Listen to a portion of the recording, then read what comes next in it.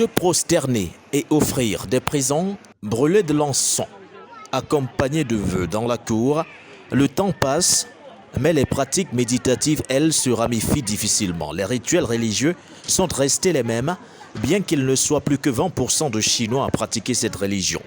Bienvenue au temple de Lingjing. Traduction, le temple de la retraite de l'âme, l'un des plus grands temples où est encore pratiqué le bouddhisme en Chine.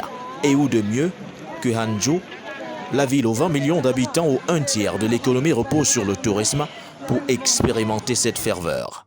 Sur le terrain, la tâche s'annonce ardue. Il faut parfois résoudre des équations à plusieurs inconnus, se frayer un chemin au milieu de ces touristes et fidèles pour une récompense à la hauteur des espérances. La salle des 4 rois célestes, surplombée par la salle où on peut clairement entrevoir le Bouddha du passé, le Bouddha du présent ou encore le Bouddha du futur. À l'intérieur de chaque salle, la vénération est un levier important pour ces fidèles qui voient en Bouddha un être éveillé doté d'un triple corps. La pratique, qui date du 5e siècle, a su au fil des années tisser des rapports de proximité avec d'autres religions. Du 5e siècle jusqu'au 10e siècle, c'était une croyance religieuse dominante en Chine, surtout encouragée par l'empereur.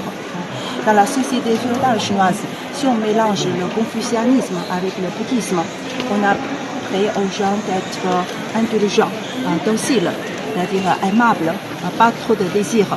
Pour le souverain, peut-être c'est une façon de bien gouverner. Être indulgent, docile, aimable, mais surtout dénué de tout plaisir, les bouddhistes du temple de la retraite de l'âme dans la province du Zhejiang n'ont rien perdu de leur singularité légendaire.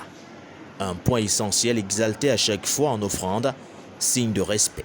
Cette ferveur autour de ces lieux historiques, il faut également l'inscrire à l'actif du gouvernement qui les sur comme moyen pour pérenniser et sauvegarder l'identité d'un peuple qui, de par son passé, réaffirme ainsi son attachement à ses idéaux. La ville de Hangzhou se prépare également à vivre un grand événement sportif, les Jeux olympiques asiatiques, prévus au mois de septembre prochain. De quoi attirer encore plus de touristes autour de ce lieu mythique.